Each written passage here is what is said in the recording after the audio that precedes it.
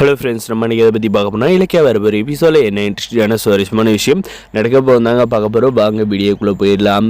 நம்ம இலக்கியா ரேவதி அம்மா பார்க்குறதுக்கு ஹாஸ்பிட்டலுக்கு போன காரணத்துக்காக பார்த்தீங்கன்னா அவங்களுக்கு சரியான ஒரு உண்மையை தெரிஞ்சுக்கிட்டாங்கன்னு தாங்க சொல்ல முடியும். இந்த உண்மையை வச்சு என்னெல்லாம் பண்ண போகிறாங்க அப்படின்றதாங்க வரப்போகிற எபிசோடில் இன்ட்ரெஸ்டிங்காகவும் சுவாரஸ்யமாக இருக்க போகுது. நம்முடைய ரேவதி அம்மா பார்த்தீங்கன்னா எங்கே செத்துருவோமோ அப்படின்ற பயத்தில் பார்த்தீங்கன்னா உண்மையை இந்த எஸ்எஸ்கே யாருன்னா கௌதமோட அப்பா, அவன் தான் என்னை ஏமாற்றிட்டு போனவன் அப்படின்ற உண்மையை சொல்லிட்டனால பார்த்தீங்கன்னா இந்த உண்மையை வச்சு அந்த அனாத ஆசிரமத்துக்கு வாங்குகிற இடத்த எப்படி அந்த எஸ்எஸ்கே வாங்க விடாது தடுத்து நிறுத்த போகிறாங்களோ அந்த இடத்த நம்மளுடைய இலக்கியா எப்படி வாங்கி அந்த இடத்துல அனாத ஆசிரமம் ஆரம்பிக்க போகிறாங்களோ அப்படின்றதாங்க இன்ட்ரெஸ்டிங்காகவும் சுவாரஸ்யமாக கொண்டு போகிறாங்க. மறக்காம சப்ஸ்கிரைப் பண்ணி வச்சுங்க. அதுக்காக பார்த்தீங்கன்னா நம்முடைய கௌதம் கிட்ட இந்த உண்மையெல்லாம் எதுவுமே சொல்லாத. கௌதம் கண்டிப்பாக நாளைக்கு ரிஜிஸ்ட்ரேஷன்லாம் போகிறோம்.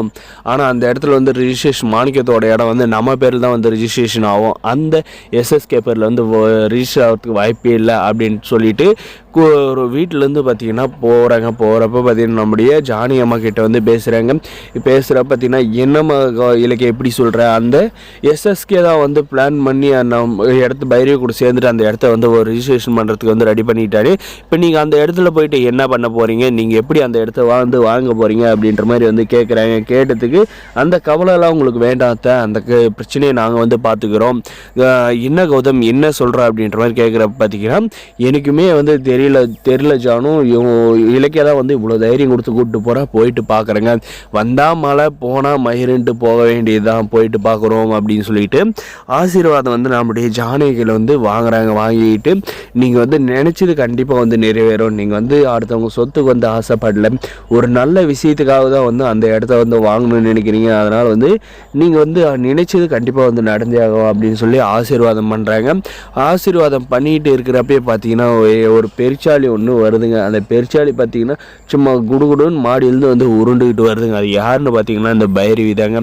வந்துட்டு நம்முடைய இலக்கியா கிட்ட கௌதம் கிட்டேயும் பார்த்தீங்கன்னா என்ன பேசுகிறாங்கன்னா, என்ன கௌதம் எங்கே போகிற, ஹஸ்பண்டும் ஒய்ஃப் 2 பேர் ஜோடியாக கிளம்பிட்டீங்க, எங்கள் மாணிக்கத்தோட இடத்த ரிஜிஸ்ட்ரேஷன் பண்ண போகிறீங்களா அப்படின்னு நக்கலாக பேசுகிறோம். பார்த்தீங்கன்னா ஆமாம் அந்த இடத்த வாங்க போகிறோம் அப்படின்ற மாதிரி சொல்கிறாங்க. அதுக்கு பார்த்தீங்கன்னா ரொம்பவுமே கேலி கிண்டலாக இந்த பைரவி சிரிக்கிறாங்க.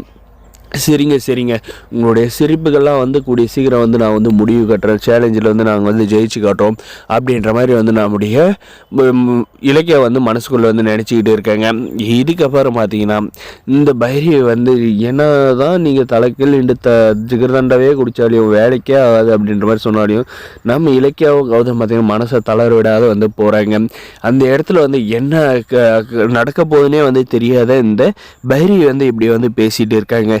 ஆல்ரெடி நம்ம பைரவி வசமாக சிக்கிக்கிட்டு இருக்கிறதுனால நம்ம இலக்கியா கிட்ட எந்த ஒரு எதுக்குமே பயப்பட்டு தாங்க ஆகணும். அதே மாதிரி தாங்க இந்த எஸ்எஸ்கேவுக்கும் பார்த்தீங்கன்னா சரியான ட்ரம்ப் கார்டு நம்ம இலக்கியா கையிலுக்கு கிடைச்சிருக்கு. அதை வச்சு பயன்படுத்தி அவனை எப்படி ஓட விட போகிறாங்கன்னு பாருங்கள். அப்படி ஏதாவது திருமூல பண்ணணும்னு நினச்சா அந்த ஆட்சியாயின் கையில் சொல்லிட்டா போதும், அவன் கோடியில் இருக்கவன் தெரு கோடிக்கு வந்துடுவாங்க. வரப்போ எபிசோடில் இப்படி தாங்க கொண்டு போகிறாங்க. இந்த வீடியோ பிடிச்சிருந்தா லைக் பண்ணி மறக்காத நம்ம சேனலை சப்ஸ்கிரைப் பண்ணாதான் மறக்காத சப்ஸ்கிரைப் பண்ணி அந்த பெல் ஐக்கனை ஆன்ல போட்டு வச்சுக்கோங்க. அப்போ தான் நம்ம ஒரு வீடியோவில் நோட்டிஃபிகேஷனை வருங்க. முடிஞ்ச ஸ்கிப் பண்ணாத. தேங்க்ஸ்.